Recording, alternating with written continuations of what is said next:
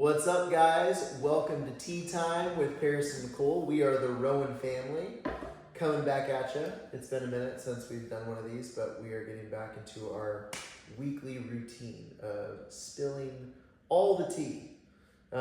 Which is really just parenting, large family, living in Florida.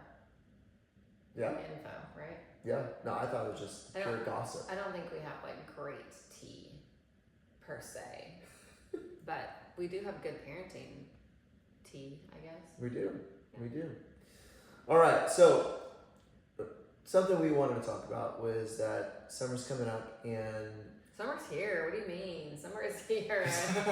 Especially the homeschool parents out there. Summer's been here. I mean, formally, I think it's June 21st, so... No, it is the moment that your schedule is tossed out the window. Kids are no longer going to activities. There is no, like, consistency. They're eating snacks and lollipops and fruit punch and popsicles by 7:30 a.m. That is when summer starts. That is when summer starts. So...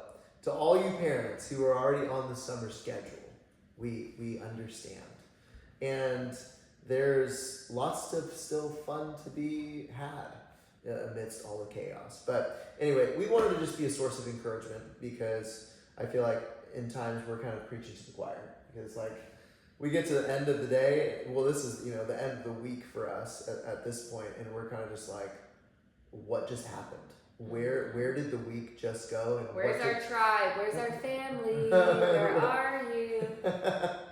And yeah, so anyway, we wanted to cover just a couple things to encourage you guys, and in the midst we're going to encourage ourselves, so we'll receive whatever we got going on.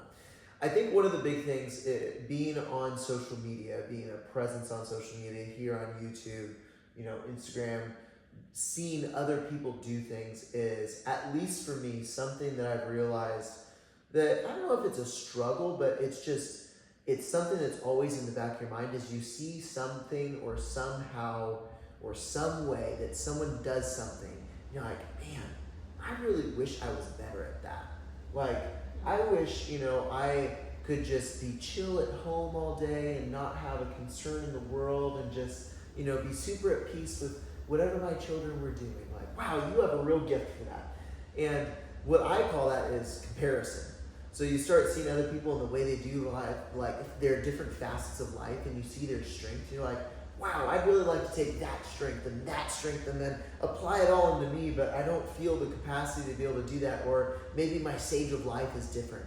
And so I think succinctly put is, don't let comparison kill your vibe. So don't let seeing other people do things well be a source of like either, not necessarily jealousy, but just like, man, I'm failing in this area. Like, I stink at that. No, like people all have their strengths. We have our strengths, we have our weaknesses, and we actually work really well together because of that. But one of my biggest tips, just because it's something that I see, is don't let the things that you see on social media be the things that drag you down as though you're not doing well. So as a parent specifically. As a parent specifically, yeah. Reject that stuff. Or take it as a source of encouragement, or basically a way of doing things differently, and instead of putting yourself down about it, condemning yourself, let it be an area of like, okay, maybe we tried this thing, that's a really good idea, and then you spin it your own way and see if it works. So let comparison be a fuel rather than a demotivator. That's so this is like encouragement for parents. Yeah. Like going into the summer specifically, or. Yep. Oh, because I need it. I know, don't we all? My caffeine content is high. It's high to the sky. I don't know that this is like a going into the summer encouragement. What about just in general? But I would say, I guess I have a few going into summer. Yeah. We don't like rehearse these often, or I don't have a script to follow. We're just bringing you like real life, just Nicole and Paris tea time on these videos. Yeah. We don't edit these videos. These aren't like super manicured ones. These are just like real life. So if you're watching this for the first time, you're like, what are they doing? Really, this is just like to give you nuggets during this time. But I would say, I think that we're in an interesting phase in our family, at least. I think you had shared the ages, right? 8, 7, 6, Oh my gosh, 8765. That's really crazy.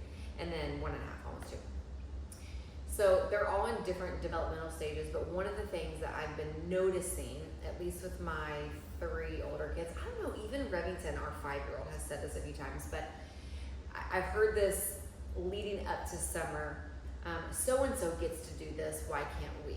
Or so-and-so gets to eat that, or so-and-so did this, why can't I? And so going into the summertime, there's things that people are doing, you know, because they don't have school or they don't have curriculum to follow, that we don't necessarily do. And it's been an interesting, I don't know, developmental stage that we're in for me as a mom and for the kids to say like, well, we don't do that. So like, I'll give you an example. My daughter is fixated on who's in a car seat, who's in a booster, and who's in like regular straps, right? So I'm the mom that I will keep you in a booster and strap, I don't know, until you're 18. Okay, probably not a booster, but for as long as I possibly can, just for the safety, right? And so we've transitioned, obviously, some kids from car seat to the bigger kid upright car seat. Yeah, like a booster, yeah. Taking the back out.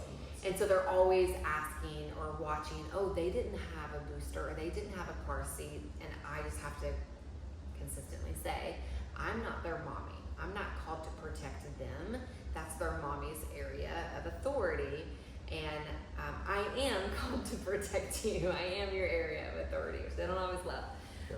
And so really God's given me the responsibility to make sure that you're safe and that you're protected. And so you have to have a booster, you know, until you hit that weight limit or whatnot. So it's things like that. That's obviously like a really small, minor thing, but it could be so-and-so gets to eat this or so-and-so gets to watch this or listen to this. And we just have to come back to that is their mommy's responsibility. That's not this mommy's responsibility for you. So that's been an interesting thing. And the encouragement I would leave you with there, or what I'm learning in the process, is to just stay consistent and just to remind them why you've chosen those things. So, you know, and it doesn't have to be shared like a negative thing with that other family, because that's the other thing too, right? Like, sure. Oh my gosh, then your kids go back and say, well, my mom said this about you letting your kids sit without a car seat, and you're like, oh no. But just saying, oh no, that's that mommy's responsibility, and you're my responsibility, and this is what God's called me to, or this is what I'm called to as a parent over you, and here's the tools and the resources I've been given, the knowledge that I have about why this is the most important, and so this is this, right? Sometimes it feels like, you know, I'm over-explaining so many things, but I'd rather over-explain to them than under-explain and then leave them confused. I would prefer them to grow up and go, gosh, Mama's so protective, instead of like, Mama's so lenient, let me do whatever I wanted to do. Yeah. Okay. So my tidbit there would just be to stay consistent and to continue to remind your kids why. What's the why behind it? Sometimes, y'all, I don't even know the why. Obviously the safety I do, but you know, there's certain things where I'm like, I don't know how to explain to you that I don't want you listening to hip hop music about shake your, you know, tail feather when you're 6. Luckily that's not come up, but you get my drift. Like, I don't know how to explain to you those things. And so sometimes I don't go into like a crazy large explanation, but I just say, we just don't listen to that kind of music, or I don't like the vibe it gives, or things like that. So that would be mine. Yeah, that's a good one. I don't know, I was mulling a couple over in my mind as you were talking, and I was like, which one? But maybe I'll discuss both. But I think another one for me is just making sure that I am actually present. I find a lot of the times, and maybe you guys do too, is that sometimes it's not even like, parents a lot of the time like talk about when your kid addresses you, like put down your phone, or try and minimize the time that you are distracted by something else and be able to give them your attention. But I've noticed sometimes that even in my mind, like my kid will be coming up to me, and so I'll try to make this practice like, I'm gonna put my phone down so that I can give you my attention. You're good at that though. Right, like I've had to train myself to like, I will literally like have the phone here and I'll keep it here, and then I went from looking away from my phone when I talk to my kids, so now I'm actually like, I will put it face down somewhere to let them know that I'm not looking at this, I'm looking at you. That's good. But that does help in terms of, because sometimes there's things on my mind and I may not even be on my phone, and they'll ask me a question and I'll absentmindedly just give them an answer without even really thinking about it, because I'm doing something else, or I'm thinking about something else. And you know, everything is contextual. So I mean, if we are talking, like, we have a rule that, hey, if we are speaking right now, you can say excuse me, but then as the child, they need to be patient and wait for us to finish making whatever statement we're making. The 2 sentences that we're trying to get out. Yeah, exactly. But, you know, there are times where, okay, I'm going to prioritize you now, right? Okay, you have my full attention, and making sure that not only am I distracted by not a cellular device or something else, but, you know, even in my mind, like, I am addressing you, you know, all that kind of stuff.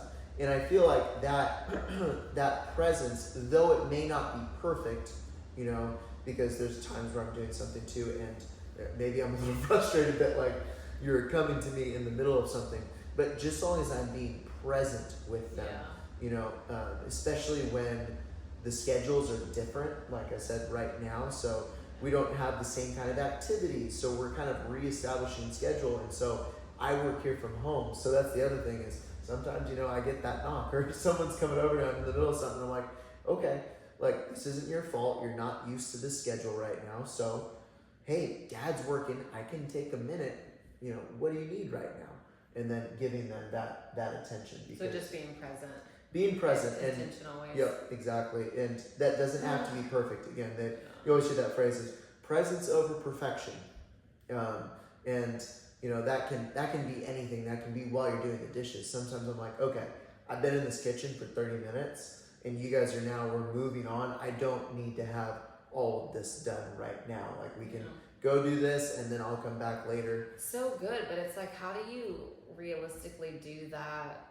How do you tell someone how do I even say that? You know, like, I think I'm on my phone, like, I'm ordering groceries, or I'm answering an email, or I'm taking a call from the doctor, or I'm doing, like, kid-related things that I have to do. It's a non-negotiable, but it has to happen, say, between 9 and 5, and you have kids running around, like, what? We've talked about this too. It's like, sometimes we'll have periods of time, you know, where we batch things. So practically, it'll be like, okay, kids, like, we're gonna have 30 minutes of outside time.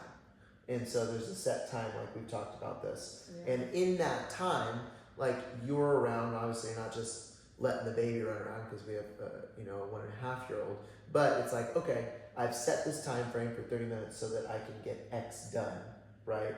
Without having to be, like, in full engagement mode. For sure. You know, or when the baby naps or stuff like that. So you're saying just, like, have gaps of time where they are entertained and you can take some. So, like, for instance, actually today, this is a great example. If you're a parent, this is a good tool. You probably already discovered this, but I said, hey, I have to make a call to our insurance. Can you be with the kids? Because this might be a lengthy conversation. And it was 58 minutes long. But who's counting 58? But it was like something that had to get done, and so he went outside with the kids, and you know, I could get that phone call, but I couldn't have gotten through that phone call with them running around. It would have just been crazy. So batching like that, I think you're right, is important to be able to get some of those things done, but then being present in those moments where you're not, which is so hard for me. I'm gonna be honest, it is so hard. So it's like I'm cooking, or I'm cleaning, or I'm, you know, doing this, and I'm not just, like, sitting, like, come little children, and sit with me. But I also want to be aware of not being, like, the busy mom and being the present mom. I think it's also hard in this stage with the younger kids. It's like, once they're all 10, 11, 12, 13, like, they're wiping their own behinds, they're making their own food. You know, you're not, like, moving a group, but right now does feel like super busy. And I won't segue too far in this, but we're also reaching the stage where kids have their own responsibilities. And so when, you know, dishes, for instance, our 3 oldest are now at the place where they can actually help us. Now, by help us, I mean, we're still in the place where it still takes us twice as long to get the job done when they're involved. But we're also at a stage where we realize we've got to train them now. So even though it's more than a slight inconvenience to involve them, it's super important. I won't segue too far on that one. But I think it's a big one. I had a thought, because it was something I told the kids we needed to do today, as far as, like, a summer encouragement is. I think a lot of people can get through summer and go, what did I even do? Or did we book that vacation? Or did we do all the things that we wanted to do?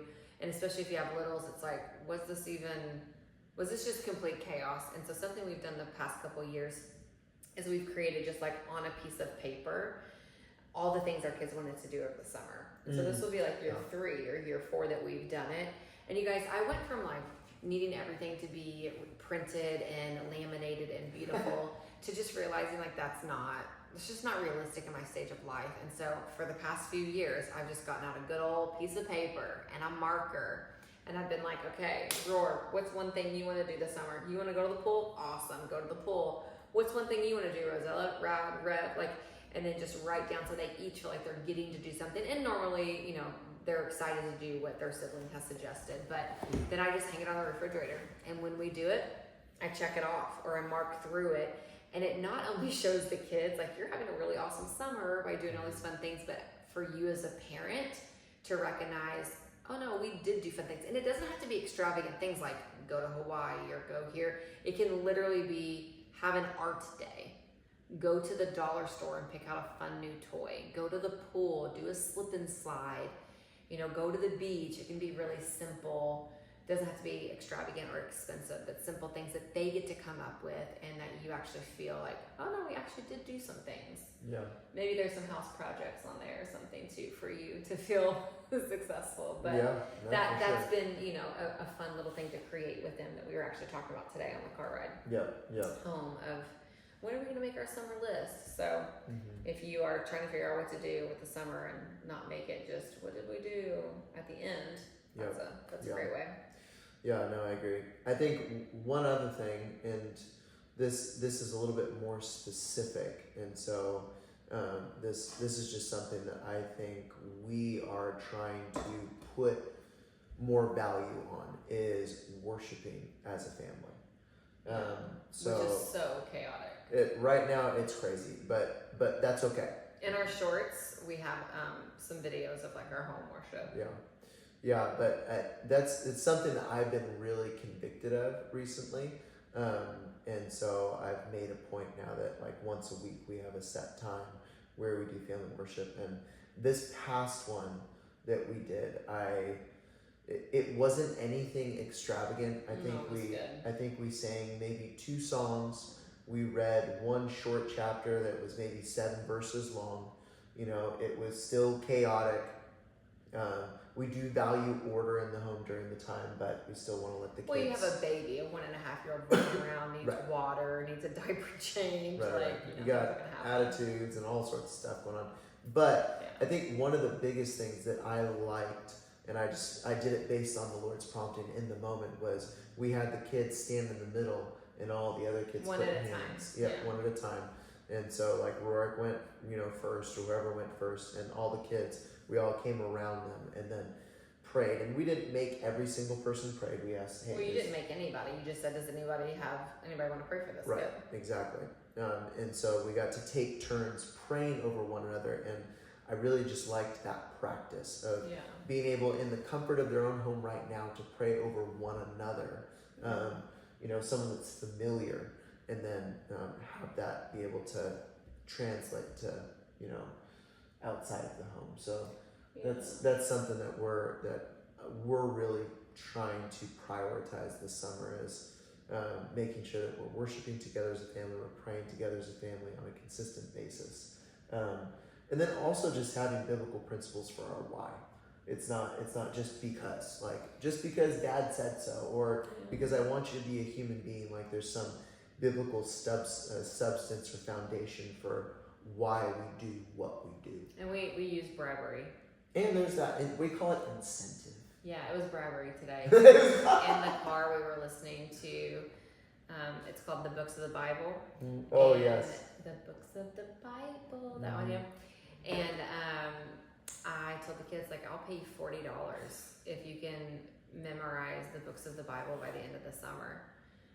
We'll see if that lasts. $40 to them is a lot of money. I mean, that is a lot of money. That is a lot of money, yeah. For some memorization, I would get no $40. You didn't ever get bribed to do anything as a kid? I don't remember. No. But when I remember being in school, and we had memorization competitions in the school. So it was you compete against classmates. So before you were homeschooled. Yeah. Yeah. So, anyways, we will utilize bribery as a Incentive. an incentive to draw them closer to the Lord. Just kidding, but to help them learn educational things. That's right. Yeah. That's right. So anyway, we just want to be a source of encouragement to you guys over the summer with your guys' loved ones and kids. Okay, and so families. recap. Let's recap. Recap. So, That's good. what was your first one? The first one was comparison. Comparison. Okay? Don't let it be a killjoy. And then presence. And then my second one was being present. Yeah.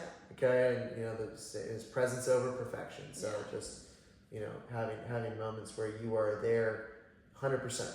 Yeah, and mine was explaining to your kids like you have authority over them and not over other people's children. We didn't really give that a title, but in the case that they ask, why does so and so get to do this and I don't? And then bribery. Did I have another one? Oh, the schedule and having a summer schedule. Yep. Of fun things for them to do. So yeah, those are like 4 good ones. I feel like one of the things that we've learned is people who are like 5 years ahead of us, sometimes 10, have taught us the most. So I'm like a big believer in mentorship. I've had lots of like women mentorship groups. Anyways, I recognize the value for mentorship, but when it comes to parenting, there is something really cool about people that are like 5 years, 10 years ahead of you to give you insight and information into what that season looks like, into what they're learning, and to what stage their kids are going through. That has been so helpful. So I just pray that this is helpful for people listening. Again, this is incredibly basic, but we want to just give you little gold nuggets here and there, and maybe it'll spark something inside of you and encourage you. And every week for tea time, it's going to be different. But yeah, we just felt like going into summer, being in summer, this was a good topic of discussion. Yep. Yeah. So with that, tea time is done. You guys have a great summer. We'll talk to you before it's over. Next week. We We release videos every Saturday morning and shorts every day.